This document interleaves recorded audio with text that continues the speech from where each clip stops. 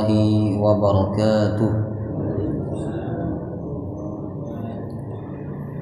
Alhamdulillahi rabbil alamin, nahmaduhu wa nasta'inuhu wa nastaghfiruh, wa na'udzu billahi min shururi anfusina wa min sayyiati a'malina.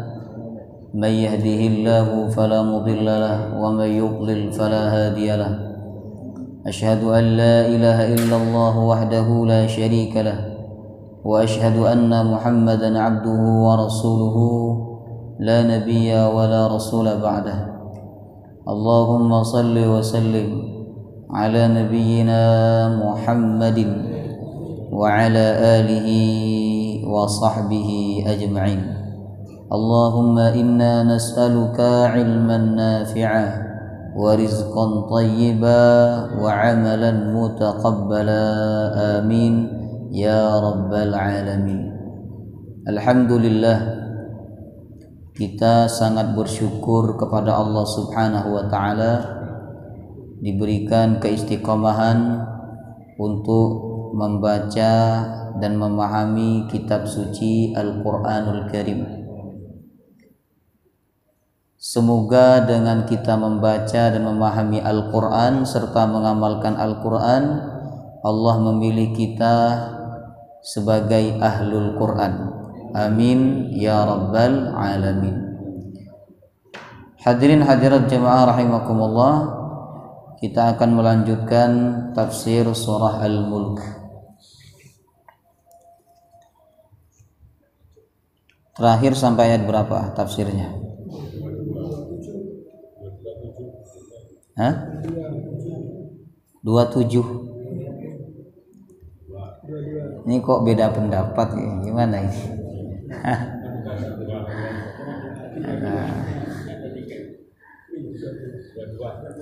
Terakhir ayat 22. Sekarang kita masuk ayat 23.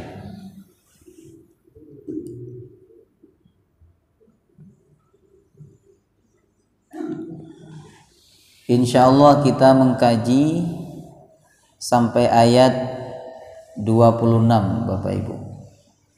23 sampai 26 kita baca dulu.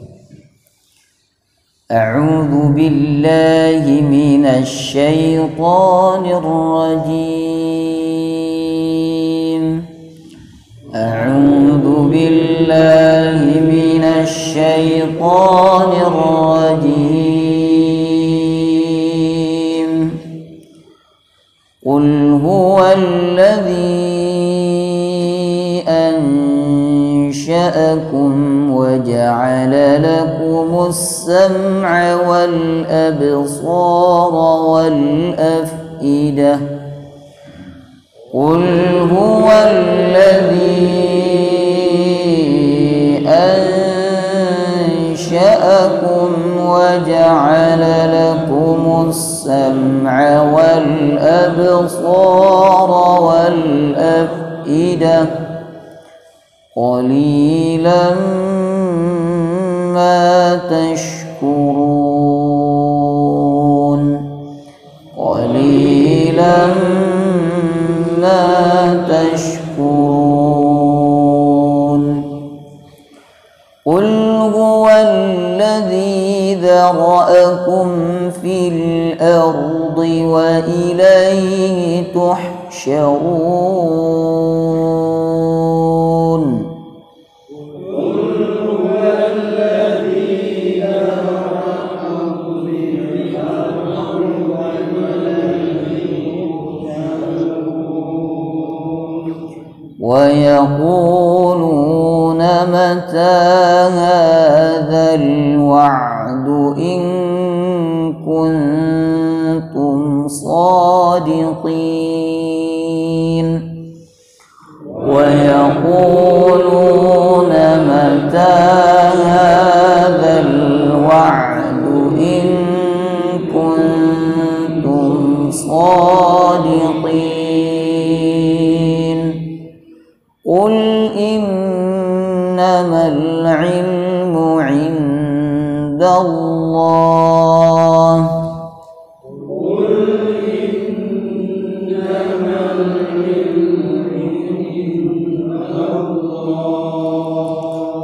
wa innama ana nadhirum mubin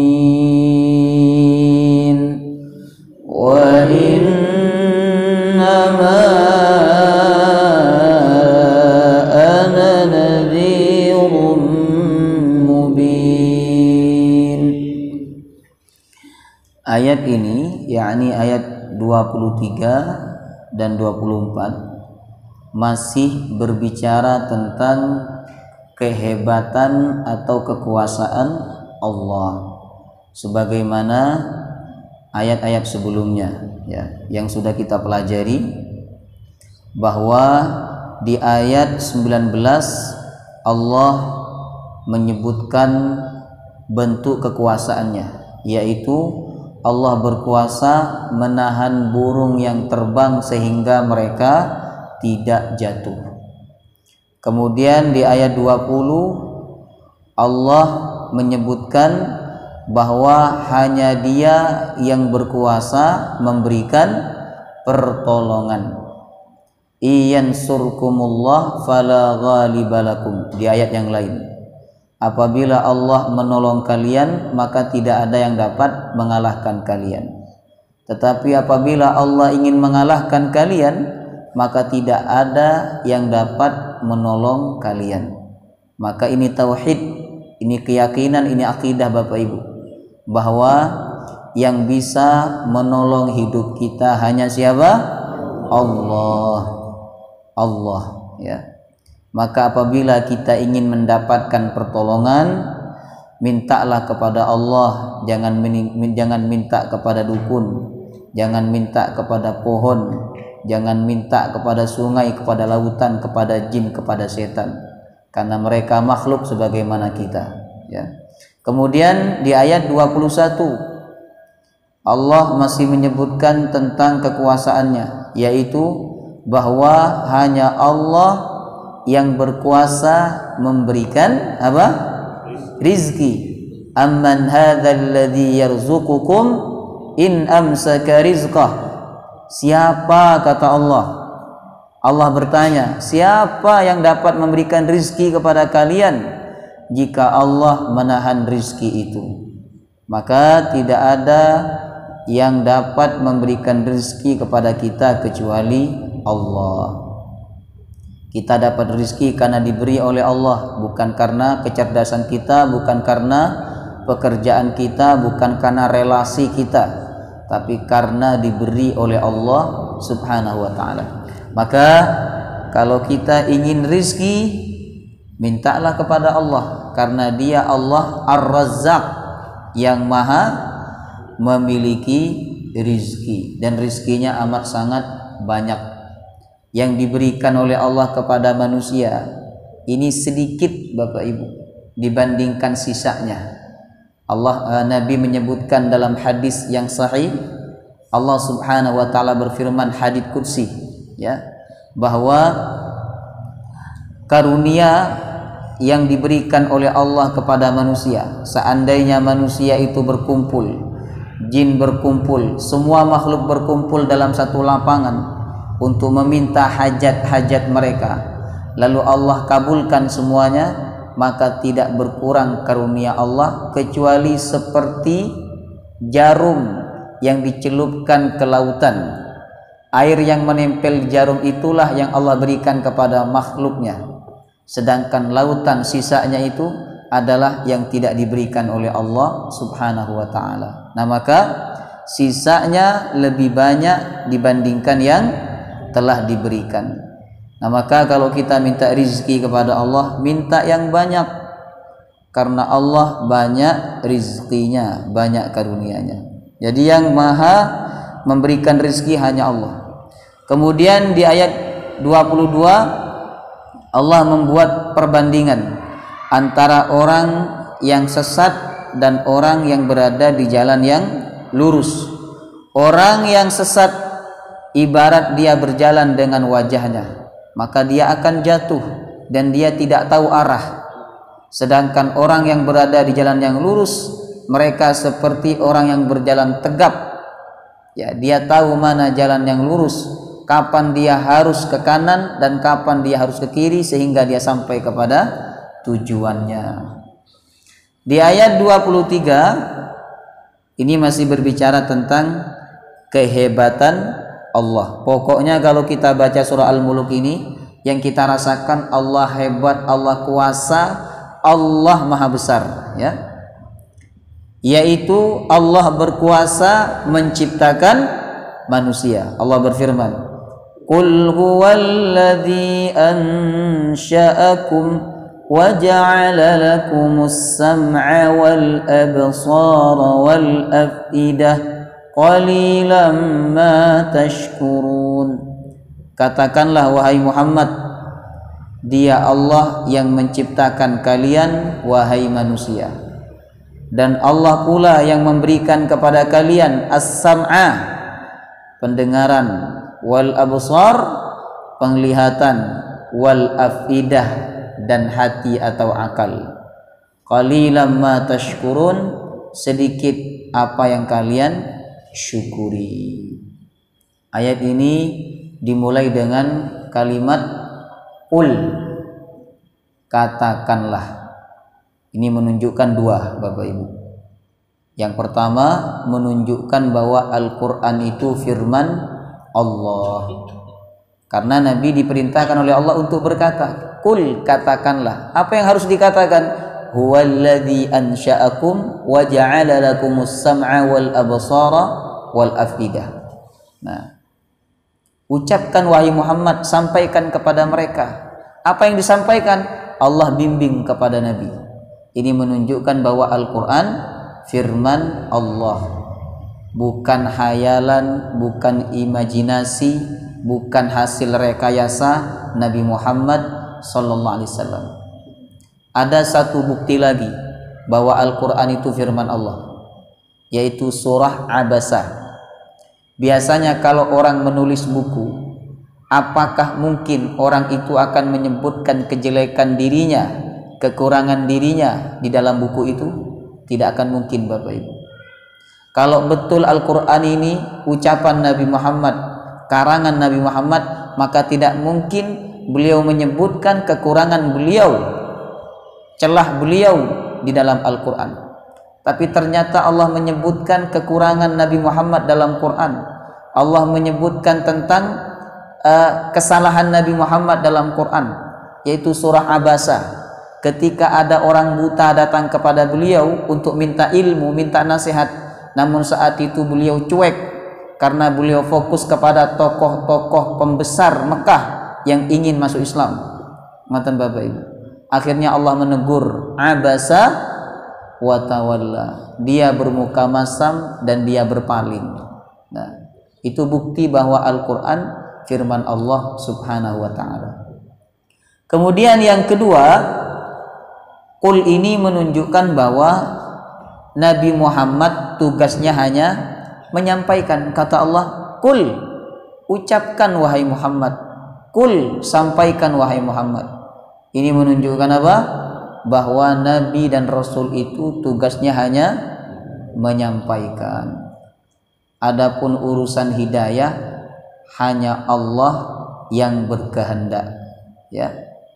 Setelah Nabi dan Rasul, setelah Nabi Muhammad wafat, setelah Rasulullah wafat, maka yang menggantikan tugas ini adalah para pewaris beliau. Siapa?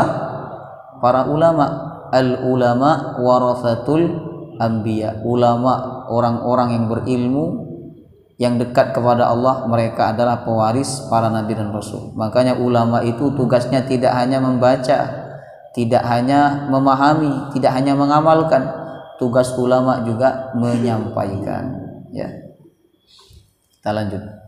Huwallazi ansha'akum, dia yang menciptakan kalian. Dia yang dimaksud oleh ayat ini adalah Allah.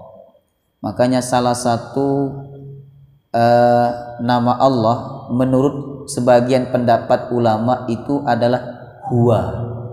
Itu salah satu nama Allah menurut sebagian pendapat ulama. Makanya ada tarekat, tarikah Bapak Ibu, yang menyebut nama hu. Itu kan huwa tapi disingkat menjadi hu. Pernah dengar kan? Nah, pernah lihat? Pernah ikut? Tidak pernah ikut. Ya, kalau orang tidak paham itu apa hu. Ya, hu itu artinya dia, yakni Allah. Itu sebagian kecil pendapat ulama mengatakan bahwa huwa termasuk nama Allah. Tetapi pendapat mayoritas ulama mengatakan huwa bukan nama Allah. Karena nama Allah itu jelas, yakni Asmaul Husna, ada 99 nama, 100 dengan nama Allah. Alladzi ansha'akum, yang telah menciptakan kalian wahai manusia. Nah, hanya Allah yang berkuasa menciptakan manusia. Nah, hebatnya Allah, Bapak Ibu. Hebatnya lagi, Allah itu menciptakan manusia dari air yang hina, dari sesuatu yang tidak bisa berbuat apa-apa, lalu kemudian Allah menciptakan menjadi makhluk bisa berbuat apa-apa. Kita ini kan dari air yang hina. Allah mengatakan dalam surah Al-Mursalat, alam nakhluqukum mimma immahin, bukankah kami telah menciptakan kalian wahai manusia mimma immahin, dari air yang hina. Air hina walaupun tidak najis tapi dia menjijikkan. Betul? Walaupun tidak najis. Nah, makanya ketika ada di pakaian dikeruk, dibuang, dibersihkan, ya. Tetapi dari air yang hina, dari air yang menjijikkan itu, Allah bisa menciptakan manusia, Allah bisa membuat menjadi makhluk yang sempurna. Jemaah rahimakumullah. Punya mata bisa melihat, punya telinga bisa mendengarkan, punya lisan bisa berbicara, bisa berbuat, bisa buat masjid, bisa buat jembatan, bisa buat macam-macam. Itu awal mulanya adalah air. Nah, ini hebatnya Allah. Makanya Allah mengatakan dalam surah Az-Zariyat ayat 21, wa fi anfusikum afala tubasirun, di dalam diri kalian wahai manusia terdapat tanda-tanda kebesaran Allah. Afala tubasirun, apakah kalian tidak melihatnya? Jadi sebenarnya kita nggak perlu jauh-jauh kalau ingin melihat kekuasaan Allah, kehebatan Allah. Karena kehebatan dan kekuasaan Allah itu sebenarnya ada di dalam diri kita sendiri, Bapak Ibu. Kita lihat bagaimana mata kita, kita lihat bagaimana telinga kita, kita lihat bagaimana lisan kita, kita lihat bagaimana tenggorokan kita bisa mengeluarkan suara, bisa berbicara. Jemaah rahimakumullah, ya. Ini bagian daripada kehebatan Allah, kekuasaan Allah.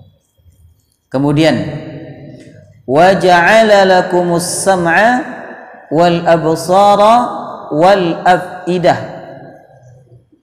Allah menjadikan bagi manusia as-sam'a, pendengaran, wal absara, penglihatan, wal afidah, dan hati atau akal.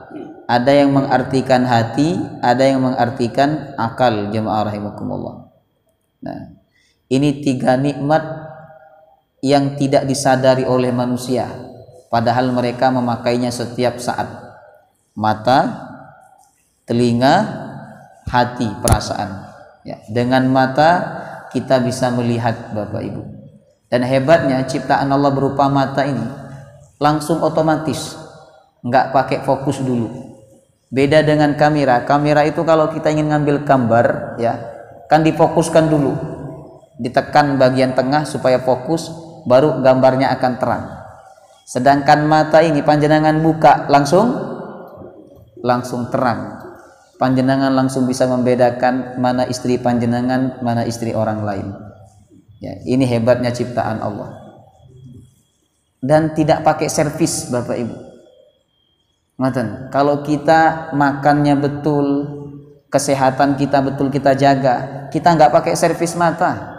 Jemaah rahimakumullah. Beda dengan kacamata. Kacamata tuh ada servisnya, ya, ada perawatannya. beberapa waktu sekali datang konsultasi tentang bagaimana untuk mencerahkan kembali dan sebagainya. Itu ada. Tapi mata ini subhanallah nggak ada servisnya, Bapak Ibu. Ini hebatnya ciptaan Allah Subhanahu wa taala. Kemudian jemaah rahimakumullah, Allah menjadikan untuk manusia as-sam'a, apa? Telinga. Nah, bentuknya ini. Jadi bentuknya supaya suara itu terkumpul dan bisa masuk sempurna, Allah buat bentuk melingkar. Ya. Nah, supaya suara itu masuk dengan sempurna. Kemudian jemaah rahimakumullah, dan telinga ini kalau kita jaga betul, dia nggak akan rusak jemaah rahimakumullah. Ya, ini hebatnya ciptaan Allah Subhanahu wa taala. Nah, kemudian wal afidah, Allah memberikan hati kepada manusia. Dengan hati itu dia bisa punya perasaan, punya sedih, punya bahagia, punya senang, ya. Kemudian ada perasaan takut, ada perasaan berani. Itu semua yang mendatangkan Allah. Coba bayangkan Bapak Ibu, kalau kita diciptakan oleh Allah hidup tapi nggak punya mata, kemudian nggak punya telinga, kemudian nggak punya perasaan. Panjenengan nggak punya perasaan, ya, sehingga panjenengan tidak tahu bagaimana rasanya hidup ini. Panjenengan tidak bisa merasakan apa yang dirasakan oleh orang lain. Nah, tentu hidup ini tidak sempurna jemaah rahimakumullah. Nah, maka apabila kita bisa melihat, kita masih bisa mendengar, kita masih bisa merasa, ya, maka bayangkan betapa besar nikmat Allah Subhanahu wa taala. Nah, perhatikan, ketika Allah menyebut 3 unsur tadi, pendengaran, penglihatan, apa lagi? Hati. Pertama yang disebut oleh Allah apa? Nah, pendengaran, telinga Bapak Ibu. Kenapa telinga yang pertama disebut? Nah, ini kata ulama, karena yang pertama kali berfungsi pada manusia adalah telinga. Ya. Jadi telinga itu sudah berfungsi sejak manusia ditiupkan ruh oleh Allah Subhanahu wa ta'ala. Makanya bayi ketika dia berusia 4 bulan 10 hari, dia kandungan ketika berusia 4 bulan 10 hari, dia sudah bisa mendengar apa yang diucapkan oleh orang tuanya, ya, apa yang dikatakan oleh orang tuanya, dan apa yang didengar, yang dia dengar di sekitar dia, itu dapat dia serap jemaah rahimakumullah, karena telinganya sudah berfungsi. Kemudian telinga ini jemaah rahimakumullah, dia tetap berfungsi dalam kondisi apapun selama manusia itu masih hidup. Meskipun manusia itu sedang tidur, maka telinga itu akan tetap berfungsi, ya. Makanya Ashabul Kahfi, mereka bisa tidur sampai 309 tahun. Itu salah satu penyebabnya adalah karena telinga mereka disumbat oleh Allah sehingga tidak mendengarkan apa-apa. Fadarabna ala adhanihim fil kahfi sinina adada. Kami tutup telinga mereka, kata Allah, sehingga mereka bertahun-tahun di dalam gua, ya. Kemudian yang kedua, karena antara telinga dan mata yang paling besar fungsinya dan paling besar manfaatnya adalah telinga, Bapak Ibu. Makanya Allah sebut telinga dulu baru mata atau penglihatan, jemaah rahimakumullah, ya. Orang panjenengan pilih mana? Dibuat buta atau dibuat tuli? Aduh, tidak dua-duanya. Tidak, kalau seandainya panjenengan ini dihukum, yaitu dibuat buta, atau pilihan yang kedua dibuat tuli, panjenengan pilih mana? Seandainya, bukan betulan, seandainya, maka orang akan memilih dibuat buta jemaah rahimakumullah. Karena banyak orang buta tapi dia bisa hafal Quran karena pendengarannya tajam. Ya, saya punya kawan tidak bisa melihat tapi pendengarannya amat sangat tajam. Ya, dia tahu saking tajamnya insting dia itu sampai dia tahu sekarang jam berapa lewat berapa. Suara orang kenal semua asalkan orang itu pernah datang kepada dia dan pernah berkenalan dengan dia. Dia paham, hafal Quran 30 juz. Buta hafal Quran 30 juz. Nah, ini sekarang ada orang tidak buta tapi nggak hafal Quran. Nah, subhanallah. Ada sahabat Nabi SAW yang buta, namanya Abdullah bin Ummi Maktum, hafal Quran dan dia istiqomah datang ke masjid di shaf paling pertama, bahkan diangkat oleh Nabi sebagai muadzin. Ya, muadzin sholat subuh. Jamaah rahimakumullah. Jadi antara pendengaran dan penglihatan yang paling besar pengaruhnya adalah pendengaran. Makanya pendengaran yang pertama kali disebut oleh Allah Subhanahu wa taala. Nah, pendengaran dan mata inilah dua unsur yang paling cepat mempengaruhi hati. Ya, pendengaran, mata ini paling cepat mempengaruhi hati, Bapak Ibu. Ya. Apa yang kita dengar dan apa yang kita lihat itulah yang akan diterima oleh hati. Kalau kita dengar yang baik-baik, maka hati kita akan baik. Kalau kita melihat yang baik-baik, maka hati kita akan baik. Ya. Kemudian Allah menyatakan, qalilan ma tashkurun, sedikit apa yang kalian syukuri.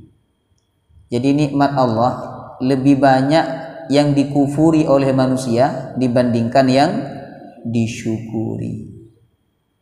Coba, berapa kali panjenengan bersyukur atas nikmat mata? Berapa kali panjenengan bersyukur atas nikmat telinga? Dan berapa kali panjenengan bersyukur atas nikmat hati, nikmat perasaan? Ya, jangan-jangan kita ini tidak pernah bersyukur kepada Allah terhadap nikmat mata. Kita baru bersyukur kepada Allah ketika kita dapat nikmat mobil, nikmat sepeda motor, nikmat rumah dan sebagainya. Kita lupa mensyukuri nikmat yang lebih berharga daripada nikmat mobil, nikmat kendaraan, yaitu nikmat mata. Tidak ada orang yang mau ditukar matanya dengan satu unit mobil. Enggak ada, jemaah rahimakumullah. Ya. Ini menunjukkan apa? Nikmat mata, nikmat kita bisa mendengar, nikmat kita punya perasaan, itu nikmat yang besar, tapi sedikit sekali yang disyukuri oleh manusia. Nah, maka pagi-pagi kita buka mata bisa melihat, bersyukur kepada Allah. Alhamdulillahilladzi ahyana ba'dama amatana wa ilaihin nusyur. Bersyukur kepada Allah. Bisa mendengar, bersyukur kepada Allah. Makanya kita ini terkadang perlu melihat orang yang buta. Terkadang kita perlu berkumpul dengan orang yang tuli supaya kita mensyukuri nikmat mata dan supaya kita mensyukuri nikmat pendengaran, jemaah rahimakumullah. Kata Nabi, "Unduru ila man huwa asfala minkum." Lihatlah orang yang ada di bawah kalian dalam urusan dunia, niscaya kalian akan bersyukur. Ya. Ada dua cara bersyukur itu.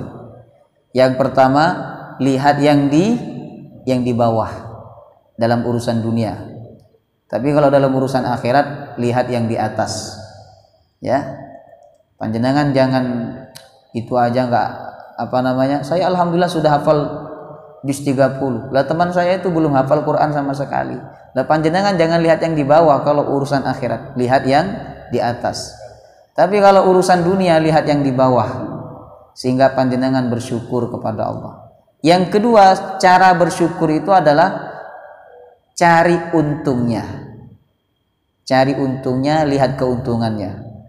Ya, maka panjenengan akan bersyukur. Misalnya panjenengan nyerempet mobil, panjenengan nyerempet atau motor panjenengan nyerempet, ada untungnya enggak itu? Ada enggak untungnya? Ada. Untungnya apa? Jadi orang beriman ini selalu ada untungnya. Untung enggak pecah, cuman tergores aja. Oh, kalau udah pecah masih ada untungnya. Untung tidak patah yang parah. Untung tidak luka. Untung, oh udah luka masih ada untungnya. Untung apa? Tidak mati. Nah, itu cara berpikir supaya manusia bersyukur kepada Allah Subhanahu wa taala. Ya. Maka jangan sampai kita termasuk di dalam ayat ini, yaitu qalilan ma tashkurun, sedikit yang disyukuri, lebih banyak yang dikufuri. Nah, maka banyak-banyak bersyukur kepada Allah Subhanahu wa taala.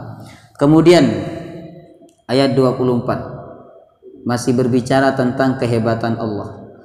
Qul huwallazi dzara'akum, dialah Allah, dzara'akum, yang telah membuat kalian berkembang. Dzara'a ini maknanya berkembang biak, Bapak Ibu. Ini hebatnya Allah. Awalnya berapa manusia itu? Satu, Nabi Adam. Tapi dengan kekuasaannya, dengan kebesarannya, dengan kehebatannya, Allah membuat manusia berkembang biak. Allah berikan Nabi Adam pasangan, yaitu Siti Hawa. Lalu Siti Hawa disebutkan oleh Imam At-Tabari di dalam kitabnya, Siti Hawa itu setiap kali hamil dia melahirkan 2 pasang anak, 1 anak laki-laki, 1 anak perempuan setiap hamil. Dan beliau disebutkan dalam riwayat yang sahih, beliau hamil sebanyak 20 kali. Berarti sebanyak 20 kali melahirkan. Berapa anaknya itu? 40. 20 laki-laki, 20 perempuan. Kok bisa kuat, Ustaz? Kuasa Allah. Ya, kuasa Allah. Ada wanita, orang-orang dulu itu fisiknya kuat-kuat, jemaah rahimakumullah. Ya, ada yang punya anak 15, ya, ada yang punya anak 12. Itu kalau main bola nggak usah ngundang orang lain, itu 12 anaknya. Ya, ini hebatnya Allah. Padahal tempatnya kecil, Bapak Ibu. Ya, tempatnya kecil, jalan keluarnya juga kecil, tapi dengan kehebatan dan kekuasaan Allah, Allah mampu membuat manusia itu dzara'akum fil ard, berkembang biak di muka bumi, sehingga terjadi suku, ya, berbeda bahasa, berbeda bangsa. Itu kehebatan Allah. Kemudian wa ilaihi tuhsyarun, dan kepada Allah tuhsyarun, kalian akan dikumpulkan di padang mahsyar. Ini juga menunjukkan kekuasaan Allah, jemaah rahimakumullah. Jadi Allah berkuasa membuat manusia berkembang biak dan menyebar, ya. Yang di Kalimantan ke Malang, orang Malang ke Kalimantan, menyebar, ya. Itu bagian daripada kekuasaan Allah, ya.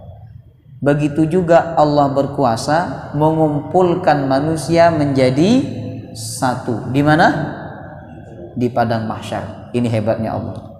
Yang meninggal di Amerika, yang meninggal di Jepang, yang meninggal di mana-mana, Allah berkuasa membangkitkan mereka dan mengumpulkan mereka menjadi satu di sebuah tempat namanya padang mahsyar. Bahkan hebatnya Allah lagi, Bapak Ibu, yang bisa dikumpulkan oleh Allah itu tidak hanya manusia, tetapi hewan-hewan yang buas, hewan yang liar pun Allah berkuasa mengumpulkan mereka di padang mahsyar nanti. Sebagaimana firman Allah di surah At-Takwir, wa idzal wuhusyu, apa lanjutannya?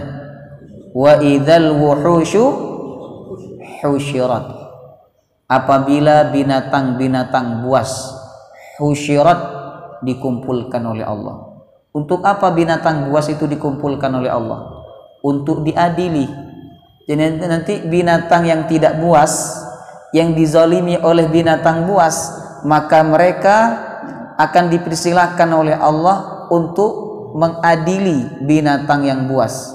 Setelah semuanya mendapatkan keadilan, maka binatang itu dijadikan tanah oleh Allah. Sehingga ketika orang kafir melihat binatang menjadi tanah, mereka ingin menjadi tanah.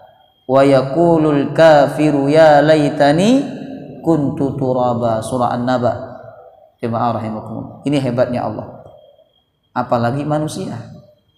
Allah berkuasa mengumpulkan manusia di padang mahsyar, ya. Jadi Allah berkuasa menciptakan, Allah berkuasa pula membangkitkan manusia dan mengumpulkan manusia di padang mahsyar. Nah, kemudian di ayat 25, wa yaquluna mata hadzal wa'du in kuntum shadiqin. Dan mereka orang-orang kafir berkata, mata hadzal wa'du, kapan janji ini, in kuntum shadiqin, jika kalian memang orang-orang yang benar. Jadi waktu Nabi cerita tentang kekuasaan Allah, Allah berkuasa membuat manusia itu berkembang biak, menyebar di seluruh muka bumi ini, dan Nabi juga menyampaikan bahwa Allah berkuasa membangkitkan mereka setelah mati serta mengumpulkan mereka menjadi satu di padang mahsyar. Nah, jadi Nabi mengatakan bahwa nanti manusia akan dibangkitkan dan dikumpulkan di padang mahsyar. Maka orang-orang kafir itu bertanya, kapan? Wahai Muhammad, kamu cerita tentang kiamat, kamu menyampaikan tentang padang mahsyar, dikumpulkannya seluruh manusia, kapan terjadinya, kata mereka. Mata hadzal wa'du in kuntum shadiqin, kapan janji ini terjadi? Jika memang kalian benar, sebutkan waktunya. Ditantang oleh mereka. Nah, ini pertanyaan yang tidak bisa dijawab oleh Rasulullah sallallahu alaihi wasallam. Karena masalah kapan kiamat itu hanya Allah yang mengetahui. Nah, boleh tidak bertanya kapan kiamat? Boleh enggak? Ada dua hukumnya. Boleh apabila panjenengan bertanya untuk persiapan. Ya, persiapan. Ustadz, kapan kiamat? Besok. Nah, panjenengan tanya ke saya, Ustadz kapan kiamat? Jumat depan. Panjenengan persiapan. Akhirnya Jumat depan panjenengan nunggu kiamat enggak datang. Ya. Itu boleh kalau panjenengan tujuannya untuk persiapan. Sebagaimana sahabat Nabi. Ada sahabat bertanya kepada Rasulullah, "Ya Rasulullah, mata sa'ah, kapan kiamat?"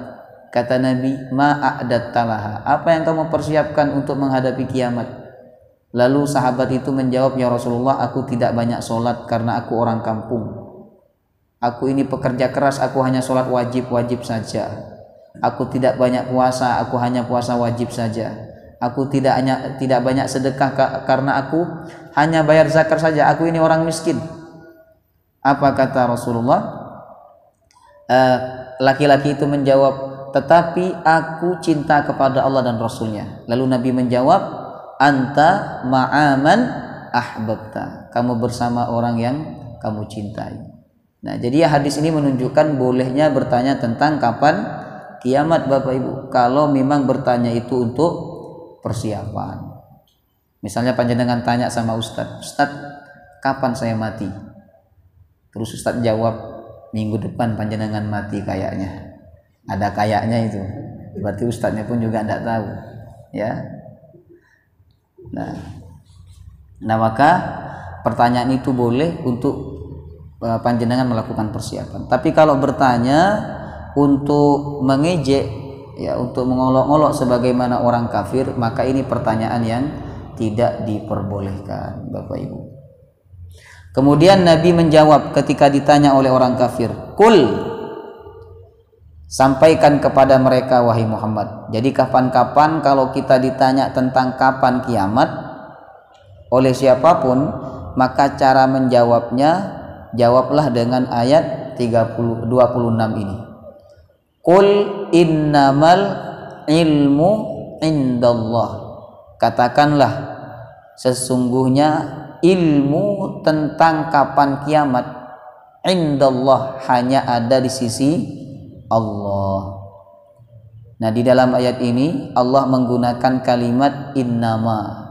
Innama itu bermakna adatul hasr, membatasi, Bapak Ibu.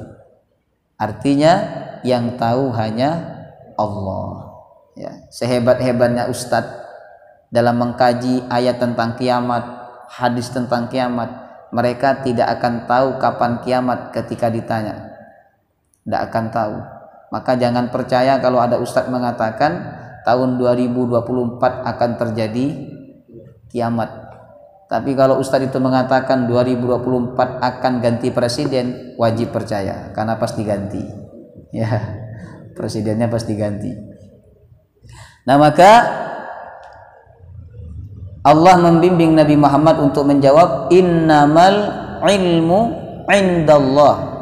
Ilmu tentang hari kiamat itu hanya ada di sisi Allah. Nabi hanya dikasih tahu waktunya atau harinya oleh Allah. Tidak dikasih tahu kapan terjadinya. Ya, tahun berapa, bulan apa, jam berapa, nggak dikasih tahu. Nabi hanya dikasih tahu apa? Harinya, yaitu hari Jumat. Kata Nabi, la taqumus sa'ah illa fi yaumil jum'ah. Kiamat tidaklah terjadi kecuali pada hari Jum'ah. Pasti kiamat itu terjadinya hari Jum'ah karena hadisnya sahih. Kemudian Allah mengatakan wa innama ana nadhirum mubin. Sampaikan kepada mereka wahai Muhammad, sesungguhnya pengetahuan tentang kiamat itu hanya ada di sisi Allah. Wa innama ana nadhirum mubin. Saya bertugas menyampaikan peringatan. Nadhir itu kabar yang menakutkan, yaitu neraka, azab, Bapak Ibu. Saya bertugas hanya menyampaikan peringatan mubin yang bersifat nyata. Nah, jadi peringatan yang disampaikan oleh Nabi tentang kiamat, tentang azab neraka, itu semuanya peringatan yang nyata, pasti terjadi. Tidak seperti sebagian orang. Kadang ada sebagian orang ngasih peringatan, nakut-nakuti tapi tidak nyata. Itu tidak boleh. Ya, contohnya seperti apa? Contoh, kamu jangan lewat di depan ustadz, nanti kakimu bengkak. Kamu jangan lewat di depan orang tua, maka nanti kakimu akan bengkak. Itu kan nggak ada dalilnya. Ditakut-takuti tapi nggak ada dalilnya. Ini tidak mubin, tidak nyata, jemaah rahimakumullah. Ya, ada sebagian orang juga bilang kalau kamu tidak sholat duhur dan asar, maka orang tuamu yang ada di kuburan akan disiksa oleh Allah dari duhur sampai asar.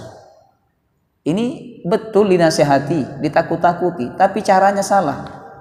Ya, itu nadhirnya bukan mubin, itu nggak nyata, nggak ada dalilnya, nggak ada ceritanya anak nggak sholat kemudian orang tuanya disiksa oleh Allah, nggak ada. Kalau orang tuanya itu sudah memerintahkan dia sholat, sudah mengajarkan dia sholat, tapi anaknya nggak mau sholat, maka orang tua sudah lepas tanggung jawab.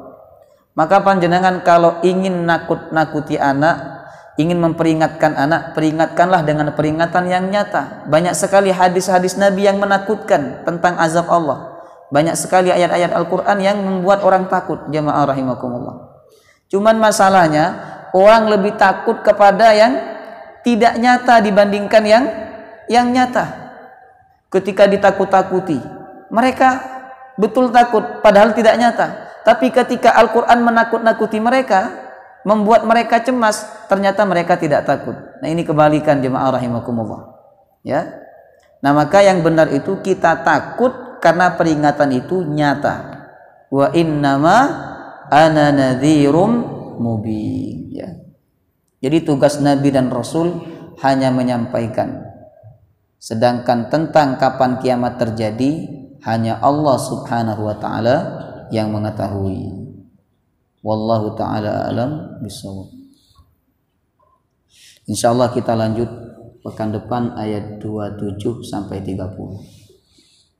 Ada pertanyaan? Silakan Bapak Ibu. Sambil menunggu waktu Isya.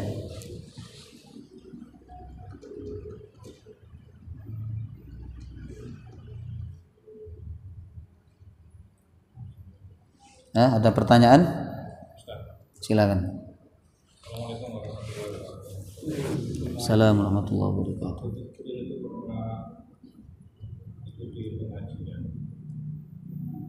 pemahaman bagaimana ini saya teringat dijelaskan waktu itu ada sahabat yang bertanya ke Nabi, apakah kiamat sudah dekat? Nah, Nabi menganalogikan bahwa saat ini waktu zaman Nabi itu seakan-akan ini sudah asar, ibaratnya waktu ini sudah asar. Mau dijelaskan apa asar itu dilihat dari mulai subuh dulu ke asar. Artinya kalau zaman Nabi sudah asar berarti seandainya kiamat subuh berarti sekarang sudah amat dekat. Bagaimana Ustaz? Baik. Sebenarnya merujuk kepada Al-Qur'an, kiamat itu sudah dekat, ya. Kiamat itu sudah dekat. Sebagaimana ayat di surah Al-Ma'arij, Bapak Ibu. Ya, di surah Al-Ma'arij itu disebutkan, ya. Innahum yarawnahu ba'ida wa narahu qariba. Mereka melihat kiamat itu masih jauh. Azab itu masih jauh. Tapi kami, kata Allah, melihat kiamat itu qariba, sudah dekat. Nah, kenapa Nabi menggambarkan kiamat itu dekat? Supaya kita kejar tayang. Ngoten. Coba Nabi mengatakan, oh kiamat masih jauh, 500.000 tahun lagi. Kita santai jemaah rahimakumullah. Nabi mengatakan kiamat itu dekat, ya, supaya kita apa? Kejar tayang. Bahkan kiamat dalam Quran surah Al-Hasyr Allah menggambarkan dengan istilah besok, hari esok. Ya ayyuhalladzina amanu taqullaha wal tandur nafsum ma qaddamat lighad. Hendaklah masing-masing manusia berpikir apa yang sudah dia persiapkan untuk menghadapi hari esok. Itu ditafsirkan sebagai hari kiamat. Kenapa Allah sebut dengan besok? Supaya manusia kejar tayang, semangat, lembur ibadah kepada Allah. Panjenengan kalau dibilangin mati besok, nanti malam ini panjenengan lembur napa mboten? Lembur ngapain? Bikin kue? Tidak, Bapak Ibu. Lembur ibadah kepada Allah, baca Quran, nangis, taubat kepada Allah. Itulah alasannya kenapa Allah selalu menyebut kiamat dekat, kiamat dekat, kiamat dekat. Dan kiamat yang paling dekat dengan kita adalah kematian, Bapak Ibu. Wallahu taala alam bisawab. Ada lagi? Ibu-ibu? Wallahu ta'ala alam. Kalau tidak ada, mari sama-sama kita tutup pertemuan malam hari ini dengan pembacaan doa kafaratul majlis.